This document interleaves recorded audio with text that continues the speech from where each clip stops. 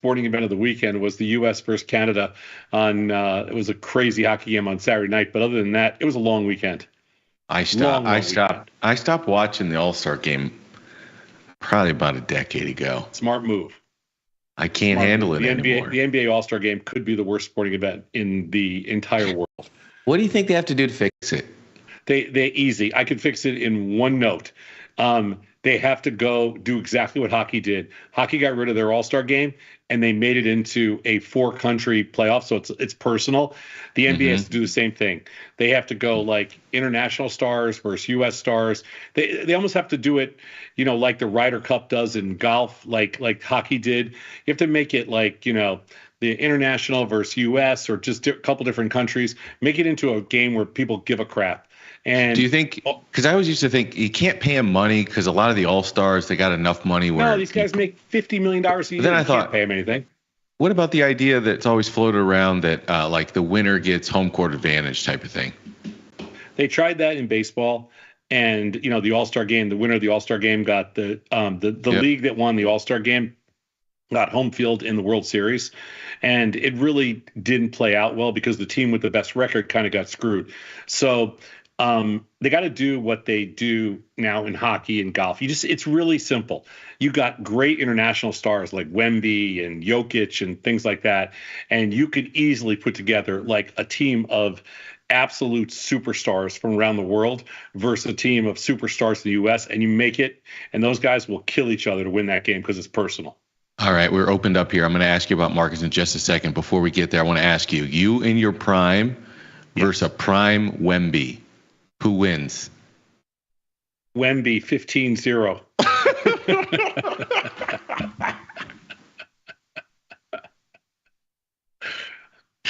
At least you're honest. You're an honest man. All right, S&P. I mean, one of the greatest moments of my life, though, we did play against Michael Jordan, 4-on-2. He barely beat us. Did he?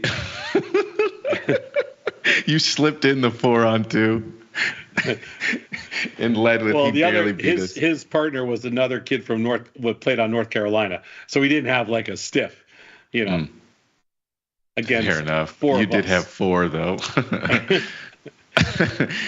E-mini S&P 6145 up 13 points to open them up 0.5%. NASDAQ same thing, about 0.5%. Dow and the Russell all up about the same amount. Does that surprise you at all after last week? No, it's pretty quiet all overnight. Hey, while we're on the subject, I just got to tell you one other really funny story. When I was a kid, we played against Nate Archibald. I don't know if you remember. Oh, yeah. Nate Archibald. He was unbelievable point guard. Anyway, 5-on-1, 5 of us kids against Nate Archibald. He destroyed, and we thought we were good. He destroyed us 5-on-1. What were you? You were kind of a... that was like a pre-3-pointer, right? So what were you kind of like a mid-range jump shooter? Is that what your game was, Saz? There was no 3-pointers. The 3-point shot didn't come around until the ABA started. And when the ABA started, they had the 3-point shot. So that brought it back into play. Like it wasn't, the NBA didn't have a 3-point shot. I don't remember, but I think it was the ABA that brought in the 3-point shot. Let me ask you this. You're ruining this show by talking NBA, but you keep pulling me in. By the way, is the NBA better with a 3-point shot or worse right now, you think? Well, the game's changed a lot. Completely because of the 3-point shot. It changed completely, and everybody's playing money ball with the 3-point shot now. They're playing analytics. I'm going to use my positive drift and say that the NBA always gets better. But, I mean, in You're my totally lifetime, wrong. They'll never be. You just said you watched the worst All-Star game of all time. It's the worst and All-Star then you're game. going back. I'm going to go with my positive drift theory of life. All right, S&P's up 11, NASDAQ up 30, and bonds down 9. And the only thing, I mean, I don't even know if there's anything moving. Gold's up a little bit, Bitcoin's down a little bit tonight, but it's and I saw natural gas was down a little bit, but I mean it's been a pretty quiet weekend. I don't know if there was weekend. I can extend that out to like the last month, man. The VIX has been the biggest tell. I mean, if the worst you can do on this end of the world tariff news a few weeks ago was a spike to like 19. I know we got to like low 20s, but the VIX has been between 15 and 16, man. So for whatever people are reading in their news feeds, for whatever people are freaking out about, the VIX is not budging beyond 16.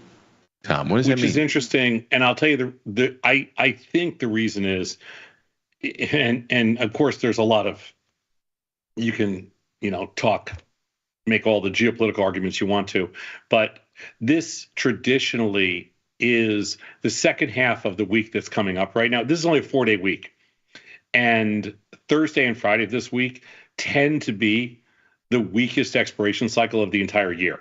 So historically, this is the only expiration cycle that has a negative history over the last, let's say, 25 or 27 years. It's down almost 2/3 of the time and up only 1/3, which is completely opposite of every other expiration that we have.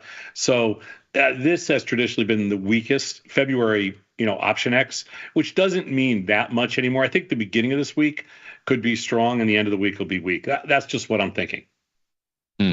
Do you ever come into a week and go, this is going to be a strong week, and period?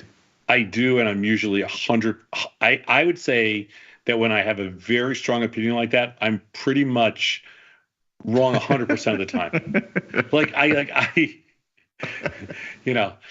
It's amazing to me that I think I watch every single tick every single day for 45 years or 43 years, whatever it is. Like, I've sat around and watched every tick in the S&Ps. Basically, I never miss a day. I never miss an hour, a tick, a move, nothing. And it's still impossible to call. That's why it blows my mind when people come up to me and they go, I got a system. I mean, I know what's going to happen this week. Like, no, you don't. Nobody does. Like, you can't watch more than I have. I'll sell you my system for $100 a month, Tom. Well, it's funny. Where can I sign you up? Over the last, let's call it, bunch of decades, I've probably been solicited from trading bots to different kinds of software platforms to different, technical systems, everything. Maybe a few thousand times people have said, I got something, you need to see it. Mm-hmm. And the other day I got a call from a really nice kid whose dad I used to trade with, and he goes, can I sit down with you and show you my system? Like, I didn't want to break the kid's heart, he's like, what's wild? In hip hop, if you see a famous rapper or something like that, and you're an up and coming hip hop artist, you do whatever you can do to get up to that hip hop artist, and you try to give him your CD or you rap for him or whatever. Sure. You're kind of like Finance's version of that. If you see Saz and you've got a system, you got to do whatever you can do to show Saz the system. That's how it works. I probably look at, to be fair, I probably look at almost 10 to 15 different things people have created, whether they're businesses, software platforms, ideas, every month. It takes up so much of my time. I find it really interesting. Oh, you love it. But I know I said I don't stop because I find it really interesting. What I try to do, though, is limit it to the world of finance, because when I get outside of finance, it's very difficult for me to have the time for that. Inside of finance, I can kind of come to a quick conclusion. Outside of finance, I'm really a babe in the woods. All right, let's talk Chinese stocks, which just absolutely went bananas over the last couple of weeks, but last week in particular. I've been talking Chinese stocks for the last 3 years, and nobody listens, especially you and everybody else on this network. Are you being serious? Are you being serious? Because I will go check the tape right now, and I'll put together. I'll spend $100 putting together an edit for you. Okay. I have been long Chinese stocks, bullish on Chinese stocks for longer than I think anybody. It has not. Recently, sure, we got most of our money back, but we didn't make any money because it's been a 2 or 3 year process of being long Chinese stocks, and the first part was pretty much a drag. I've felt they were the most undervalued. I know. What do you have, Baba or Baidu tomorrow, earnings wise, and then Baba later in the week? I won't be selling calls in either one. I don't know really how else to, I think they're rich right now on a short-term Mm, basis. I don't like them on a up here. short term. Yeah, Yeah. I think they're very rich on a short-term basis. But I'm probably going to sell puts below and take my chances. On a short-term basis, I agree with you. On a longer-term and valuation basis, they're still trading cheap Oh, relative to compared to themselves compared to and U.S. and relative to the U.S. counterparts. Oh, if you're talking compared to U.S. tech companies, Chinese tech companies are trading dirt cheap. But Chinese tech companies should trade at a discount, and because the Chinese government has not proven Yeah. that they are in any way competent. And the level of incompetency in China and the level of, like immediate slash binary destruction that the Chinese government's capable of has to always put a drag on whatever happens there, no matter what. Um, I think they recognize a lot of their errors, but nobody really knows. We just don't know. Yeah. Big conference, big meeting coming up in March. So be ready for potential catalysts and a lot of these things where they'll put forward sort of a budget and their economic plans going forward. So another potential catalyst coming up in a couple of weeks on a lot of these Chinese stocks. Last question before we bring in our special guest Chris Vecchio here. Bonds had showing a little bit of life here at 115. Is this sort of a weird, funky mid-range where you could go 4 points higher, you could go 4 points lower, you basically got a 50-50 shot? I would I agree with you there. I don't know if it's 4 points. I would look at the expected move. Hang on, I'll tell you right now. Just because I don't think it's 4 points either way. If you look at bonds and you're talking March right now, you're talking 2.75 points, and I think that's reasonable. So Mm, basically, you're talking 17 on the upside, and let's call it little under 13 on the downside. I think the downside's got more support than the upside has resistance. So I think you're talking 13, 17, and that's a really good range in the bonds.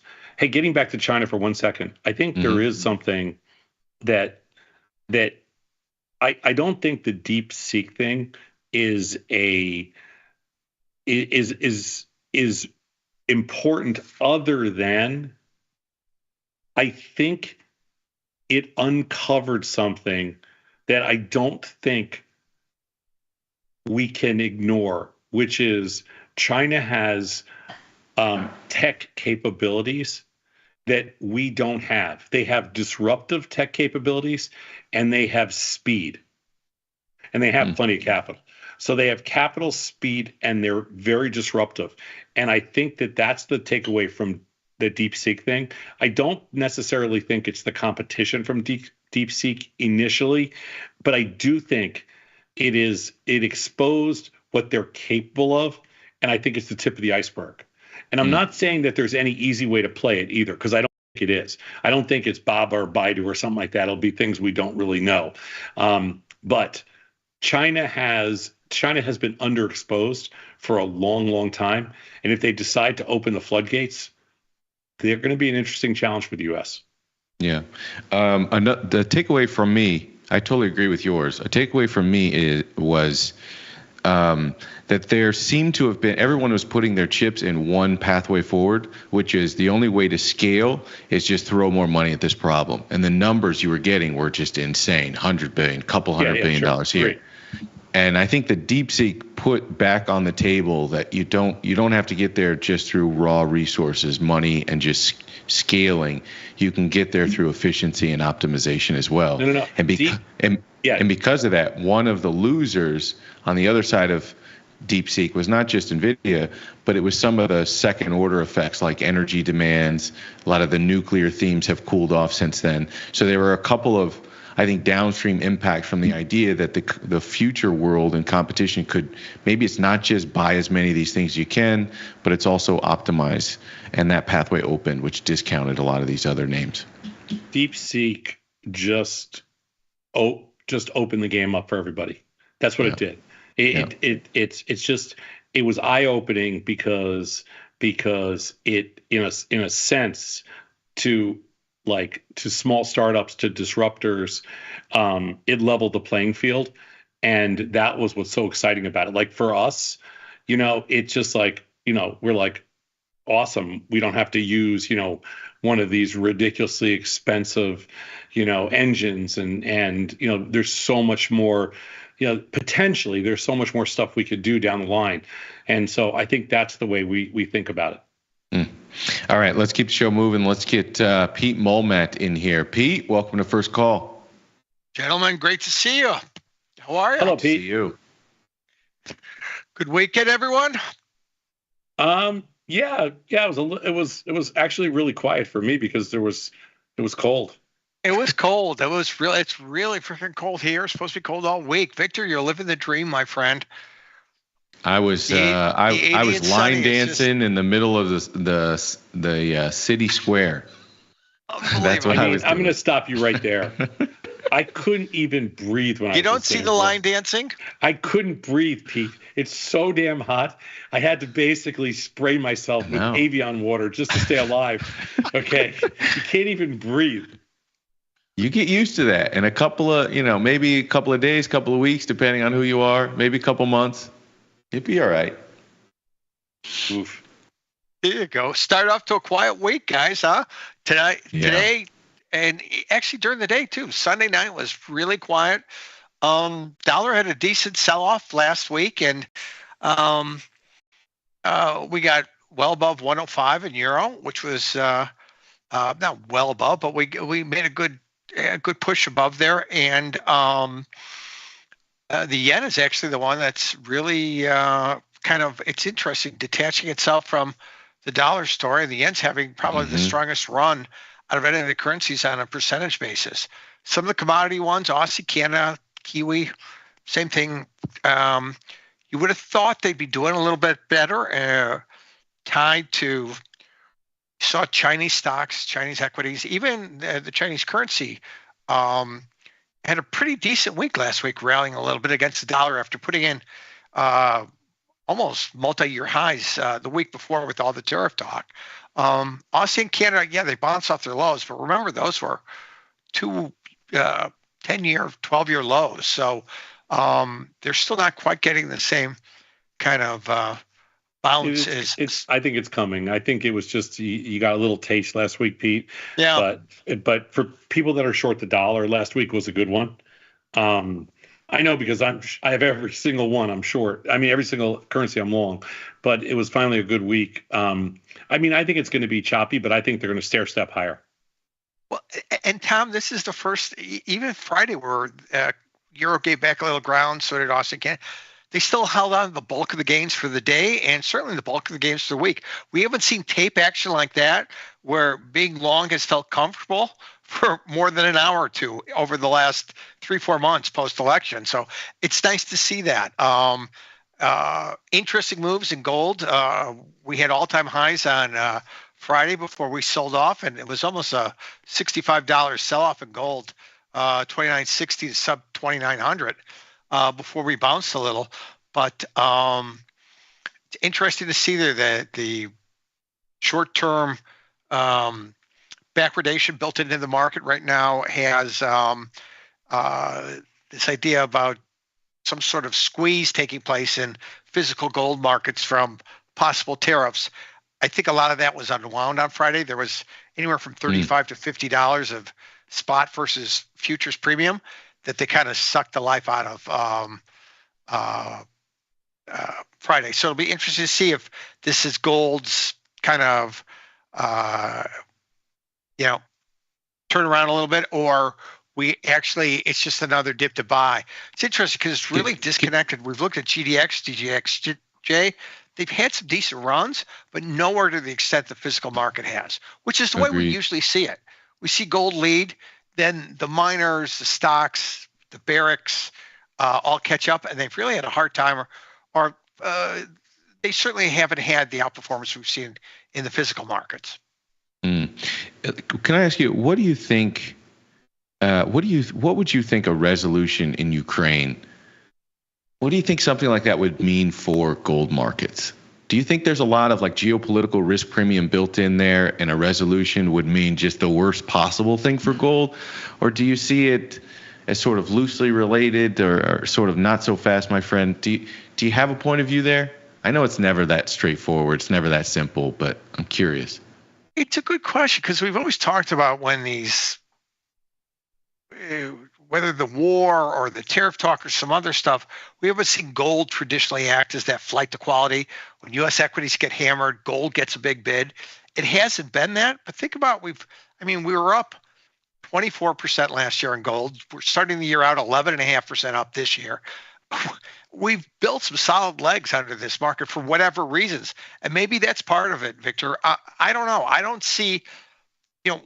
We ran some correlations last week, and gold traditionally correlated to the dollar. It's in probably one of its least correlative phases right now, where I was kind of looking to see if we actually saw dollar highs. Euro's done at 102. That was the bottom. Aussie's done at 63 cents. What does that effect have on the metals? And the correlations going back over the last year are really pretty weak. So it's tough building a story about stronger metals from a stronger dollar and then weaker metals from a weaker dollar. I don't know if that plays through right now. So it'll be interesting to see how that shakes out.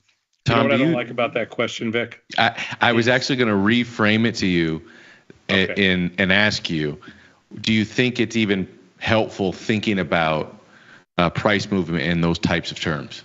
No, because there is no other outcome. Like, that's the thing I don't understand. Like, I hate that question because when you said, what if there's a resolution in the Ukraine or resolution, what else could there be?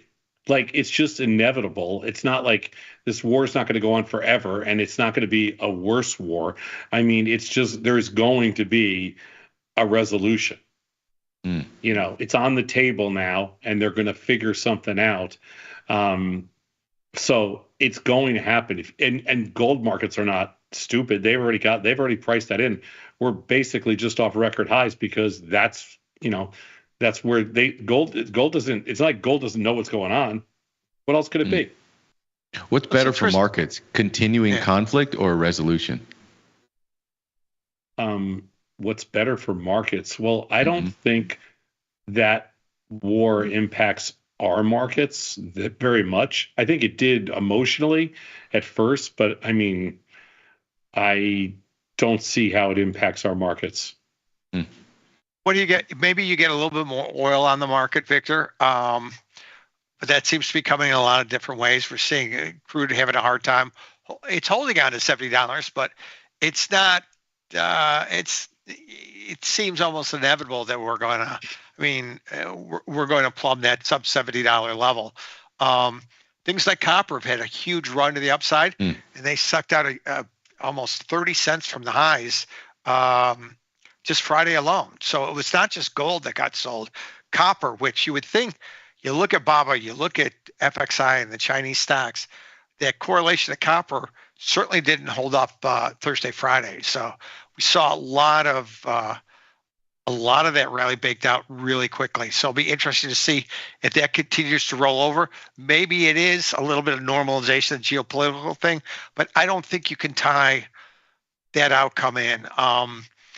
If that's the case, and we're looking at U.S. equities, which have been relatively isolated, NASDAQ 22,000, SPOO's, what are we, 0.25% off of lifetime highs. Does this set the table for another big leg up? I think that's a little bit of a challenge right here. I'd rather actually look at, with rates actually finding a little bit of a bottom here, maybe I haven't been in Russell NASDAQ in a while. Tom, I'm not sure if you still have it on. Yeah, actually, I do. Yeah, I actually like the Russell. It's a crappy trade. Now. It's a nothing trade. Yeah. I actually like the Russell. If we're going to see the bonds, we ping-ponged from 112 up to 117 really quickly. We gave back ground right in the middle of the range. If we chew around here or trade a little bit higher, maybe Russell has some legs, and putting some short NASDAQ against it makes it a little bit more interesting for me. What do you have anything on with the curve anymore? Are you doing anything with the 210s or the 530s? Are you doing anything? I don't. I'm not. Not because our president has said the short end of the curve is not relevant anymore. it's just I don't see anything coming out of the Fed. I don't think the twos are where that yield curve is still positively sloped, still much flatter than a tradition. I mean, with equities at all-time highs, it's much flatter than it normally would be. 20 basis points. Yeah. Yeah, which I think it makes those trades not really interesting. I don't know. I would have expected it to fatten out more. It hasn't. There was a nice run to be had in it, but right now, no. I think the focus is really on the long end and trading, seeing if the 112s, 113s do hold in ZB, or where is it interesting on the other side. And I'm not quite sure I want to play the other side on the short side as much as I would have last week. Tom, you don't like the curve either? Trading anything on the curve? No, nothing. Just going long bonds. Very uninteresting to me. I'm long bonds. That's it. But what's the saying? Buy bonds, wear gold rings. Is that the saying from the 80s? You're taking out that playbook, huh, Tom? I never heard that before. It's kind of cute. But I never heard buy bonds, wear gold rings. No. Isn't that the famous isn't that a Solomon Brothers quote or something like that? I think I read that in Liar's Poker or something. It could be. I read Liar's Poker like 50 years ago. If it's true, then I think that was the first old time trader saying that I just taught you. Yeah, I don't remember that. I don't remember that one, but all right, Pete, last one for you. Bitcoin. You got to be long or short 1 week out. What are you doing with this at 95.8? Oh, I want to be short, but out of everything, I mean, the tape action on that just doesn't give you the release you would have expected. I think we're going to find a way down into the 80,000 level, but I'm actually very surprised at how resilient this continues to be. These rallies that creep up at you at 1 o'clock in the afternoon, they put $2,000 into it, another $2 through the early Asia session. And it seems like it takes so much to get it down, and it just can't.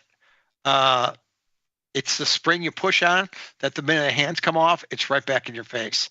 So I don't know. My inclination is I certainly don't want to buy it up here, but if you're going to be a little bit of a technical trader and respect the range, you've kind of got really clear guide points as to where it's trading right now. What do you think, Tom? 95.8. They say never short a dull market. This thing is traded sideways for like 4 months. Is it hard to fade this thing? It's not hard. I mean, it's hard because there's nothing to trade. I'm long Bitcoin personally, but I think it's going into like Pete. I think it's going into the 80s. And right, I think it's going to probably go further down to the downside than we think. So I'm thinking low 80s, maybe high 70s. I don't know. Right. If you gave me 70 Bitcoin again, I'd buy them with both hands. Thanks, Pete. Appreciate it. You say that now. I love the eternal optimism. Right. All right, Pete. See ya. Have a great night, guys. Thanks. We got a special treat. You're one quantum computer away from Bitcoin trading at 55. One quantum computer away. Yeah, we are basically one quantum computer away from just all of our passwords, social securities, and everything just being hacked instantly. Anyways, special treat, running anchor tonight. Chris Vecchio, welcome to First Call, my friend. Right now, there's some Chinese kid in kindergarten that's already working at it. Okay, in about 6 years when he's 11. All right, he'll be cracking the Bitcoin code. You wait and see. Chris Vecchio, how are you, my friend? I'm doing well. Tom, I totally think an international team would kick the crap out of an American team of NBA All-Stars. What are you doing? Why would you come in here swinging like that at America? You're an American. It's not even like you're from Italy. You could just come in saying the international team would beat the Americans. What are you doing?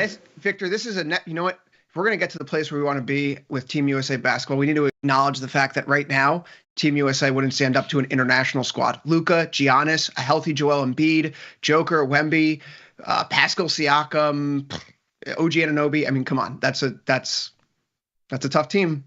Bro came in showing his chest hair and just wanted all the smoke. The guy on the Knicks.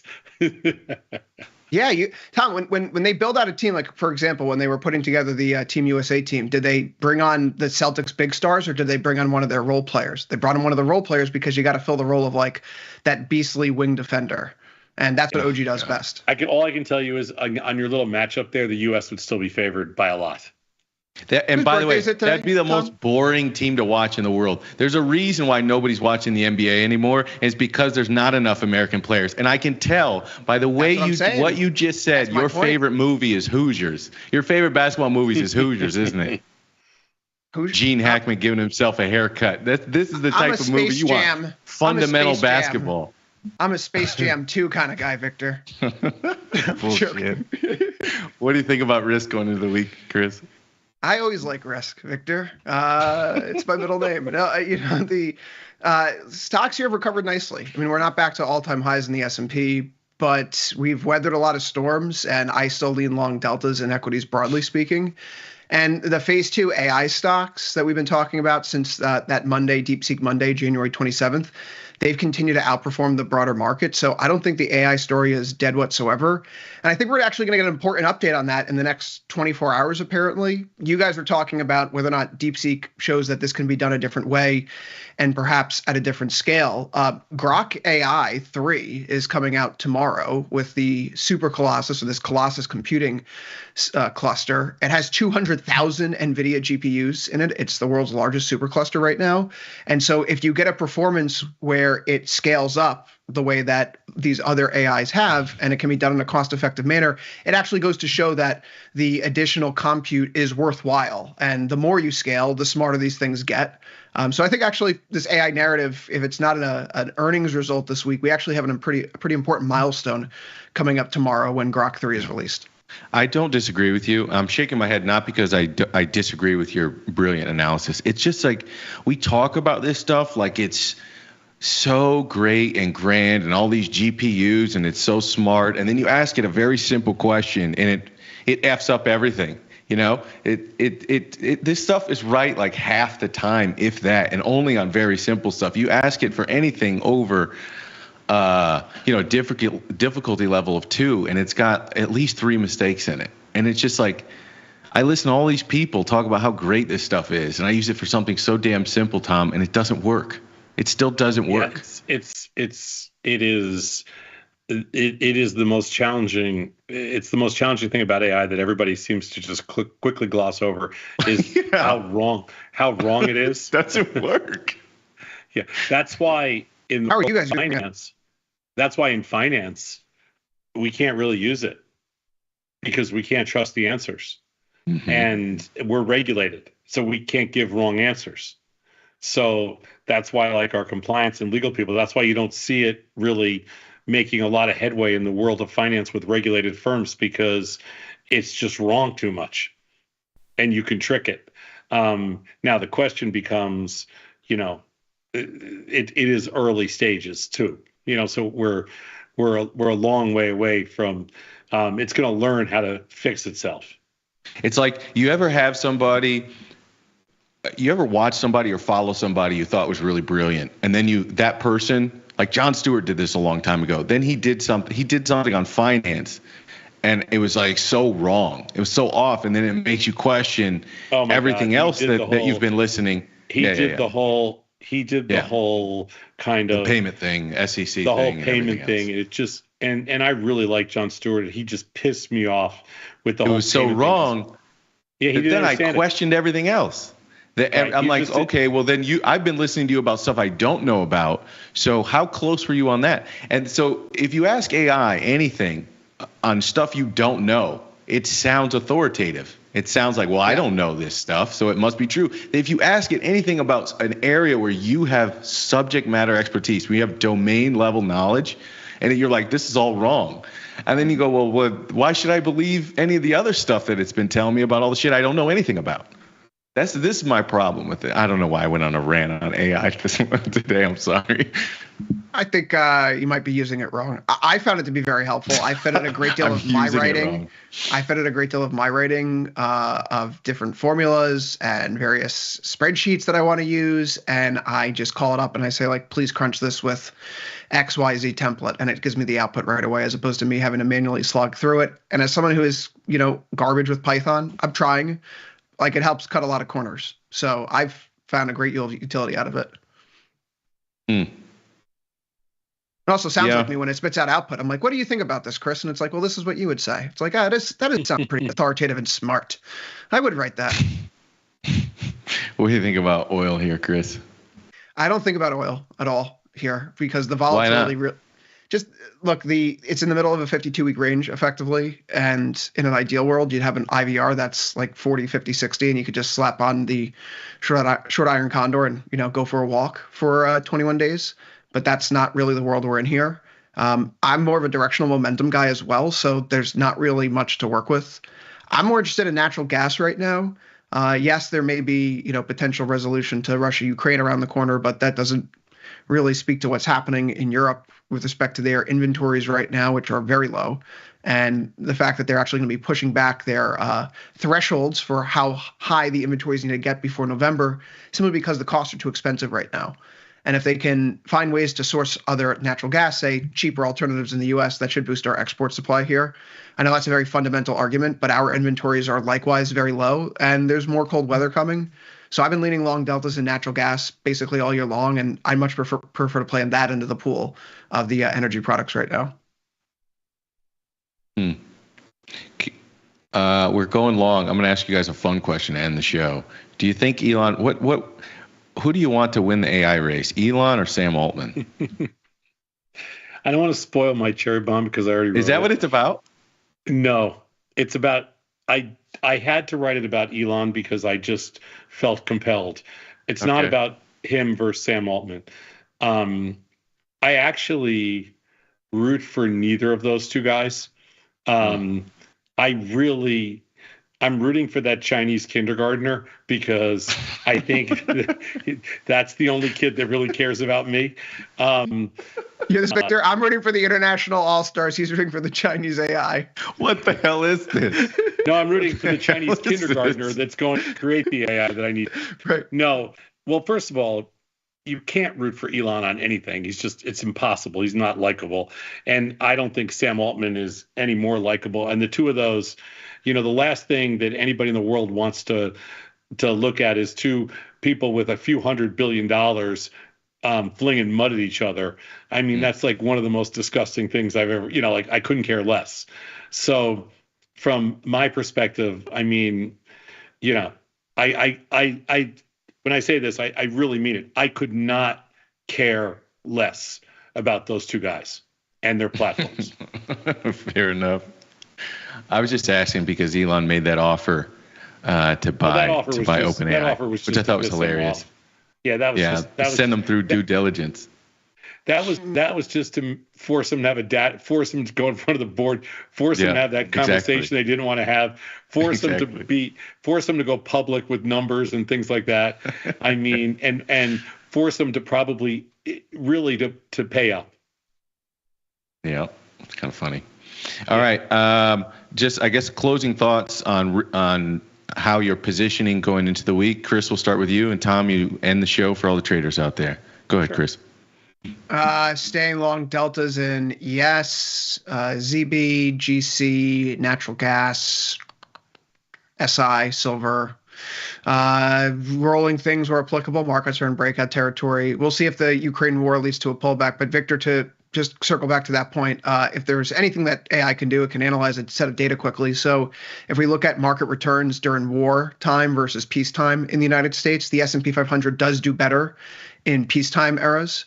So an end to the Russia-Ukraine war, we've had an 11.6% annualized return since February 24th, 2022. Markets typically return about 13% in peacetime. So maybe you could see a little bit more bullish tailwind come into the picture as that uncertainty is removed, regardless of how the deal turns out. All right. You poked at me the second time, so now I'm going to swing back. Did you ask that question to AI or did you double check the data? What is peacetime? What's the definition of peacetime? Can there be war in anywhere in the world or just no war from America's standpoint? And if there can be a war from America's standpoint, do we have to declare war or is there just a conflict? Do you know the answer to these questions or did you just ask, it gave you a number, you trusted it? No, I actually specifically asked it to then break down by the specific wars and, the Korean War, the Vietnam War, let's say the war on terror. Let's look more specifically about our boots on the ground in Afghanistan. And, just just then using my own judgment to say, does this make sense? And then drawing a line on the chart from the S&P 500 and doing the math by hand to confirm that the AI was correct. But yeah, it seems accurate enough. Right on. Tom, what are your thoughts going into the week for the traders? And we'll end it on that. Okay. So let's go to the big one first, which is the S&Ps. Like I mentioned earlier, this is Feb expiration. Tends to close this week, one of the most bearish weeks of the year. So I'm going to stay on the short side this week. I'm short coming in tomorrow. I'm going to stay short this week. I think Monday and Tuesday are going to be the challenges for shorts. I think Thursday and Friday could be decent. It's a short week. I think it's going to pay. I think you could get paid by being short. I don't think you get paid by being long this week. So I like the short side. I think in the last 26 years, 17 or 18 were down this week. So this is kind of the ugliest week of the year based on expiration cycles. That's just S&Ps. I don't like the NASDAQ either. The only index that I'm long is the Russell, so I'm going to keep that position. I do like bonds here on any pullback. They're only down 10 tonight. I'm not buying them at 115, but if they get down, into the 113 handle, I think bonds are interesting. I'm short the U.S. dollar across the board. And as far as I have no real gold position on or silver or crude oil or any of that kind of stuff. But as far as certain equities are concerned, I think it's just a rotation game. The rotation game that we've been playing, I think that game continues. I think the stock that potentially could be the most rewarding this week from the short side is Meta. It hasn't had a downtick in almost 20 days or something close to that. 20 days. I mean, Meta's been hyperbolic. It's probably the most vulnerable here. Let's put it this way. I shouldn't say the most vulnerable. Meta probably has the best risk reward velocity wise. So if it picks up some down, I think it's going to struggle to go higher here, but if it picks up some momentum to the downside, you could easily see Meta, 10, 20, 30 handles lower this week. And the other stock that I also think is extremely rich up here, which hasn't had a downtick in almost 10 or 11 days, is NVIDIA. And it's another stock that's just been straight parabolic, hyperbolic, whatever you want to say. And there really hasn't had a downtick. And so if you're looking for stocks that where you could get some momentum to downside on a little bit of a down week, I think Meta and NVIDIA are two that need a downtick. I'm not saying they're going to go that much lower, but you might get a 5% move, a 3% move, a 10% move, who knows, something to the downside. Those are the two most vulnerable stocks. I think Tesla's vulnerable too. It's had a nice rally last week, and I think it kind of, used up all its bullets on its little comeback from, 25 handle comeback. But other than that, those would be my kind of the big plays I see on the board. And with respect to earning stocks, Chinese tech stocks, I actually like selling puts in Baba and Baidu this week for earnings. I think you already had to do Baidu. I did it on Friday, sold puts in there. I think they come out tomorrow before the opening, but then Baba, I think, is on Thursday. And I'll sell puts in there too, just far out of the money, play it a little bit to the upside. That was beautiful. There you have it, everybody. There's an entire playbook for you to chew on and watch and rewind. We'll see you back here 1:30 a.m. Central Time. That is right. 1:30 a.m. Central Time programming starts here on Tasty Live and throughout the day. So no matter where you are in the world, if you're on the international basketball team side or American basketball team side, we've got you covered. We'll see you back here tomorrow. Same place, same network, Tasty Live. We'll see you tomorrow. Peace. Watch Rising Stars.